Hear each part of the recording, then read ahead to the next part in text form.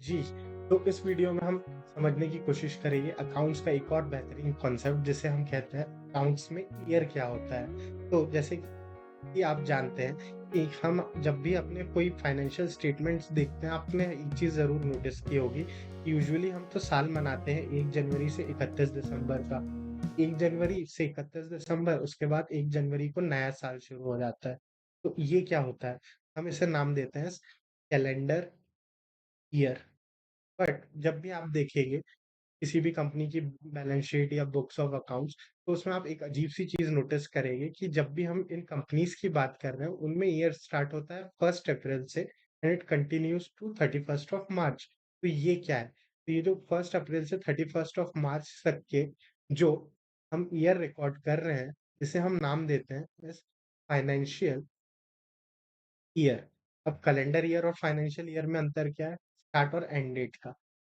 Calendar year start होता है 1 जन से खत्म होता है 31 दिसंबर, वर्सेस फाइनेंशियल ईयर स्टार्ट होता है 1 अप्रैल से खत्म होता है 31 मार्च को। अब मेरा आपसे सवाल ये है कि कैलेंडर ईयर तो नॉर्मल ईयर हो गया। अब जो हमारा फाइनेंशियल ईयर है, इसे हम ले रहे हैं take into accounts just for the purpose of our accounting. तो क्या मेरा अकाउंटिंग ईयर कोई जरूरी है कि 1 अप्रैल से 31 मार्च ही जाए? क्या मैं ऐसा कर सकता हूँ कि मैं 10 अगस्त से अगले साल 9 अगस्त तक का अपना अकाउंटिंग ईयर कंटिन्यू कर लूँ, क्योंकि मुझे इच्छा हो रही है, मुझे ये 10 अगस्त की डेट बहुत पसंद है, मैं ऐसा बनाना चाहता हूँ। या मैं 2 अक्टूबर से अगले साल के 1 अक्टूबर तक के अकाउंटिंग ईयर बनाना चाहता हूँ।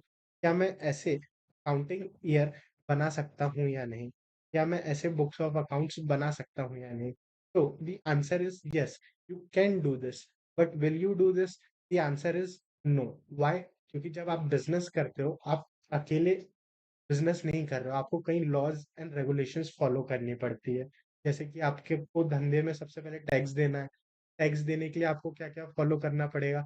आपको इनकम टैक्स फॉलो करना पड़ता है। दूसरी चीज, आप सामान बेच रहे हो तो आप पे जीएसटी आता है, सर्विसेज दे रहे हो तो जीएसटी आता है, आपको जीएसटी के कंप्लायंसेस करने पड़ते हैं। फिर अगर आप कंपनी फॉर्म में बिजनेस कर रहे हो, तो आप पे कंपनीज एक्ट 2013 एप्लीकेबल हो जाता है। इसकी वीडियो सीरीज भी हमने इस चैनल पे बना रखी है। तो जब कि आप कोई बिजनेस कर रहे हो, उस पे आप पे अलग-अलग लॉज एप्लीकेबल हो जाते हैं। तो हमें अपने फाइनेंशियल अकाउंट्स उस ईयर के हिसाब से बनाना पड़ता है, जो हमें वो लॉ कह रहा है। और इंडिया में पॉपुलरली जो हमारा इनकम टैक्स एक्ट है, तो हमारा इनकम टैक्स एक्ट कहता है कि हम फाइनेंशियल ईयर लेते हैं 1 अप्रैल से 31 मार्च का।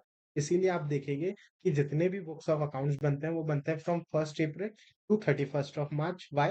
Because the income tax act says so and various other act says so कि हमें अपनी बुक्स ऑफ अकाउंट इन डेट से इन डेट के बीच में बनानी है।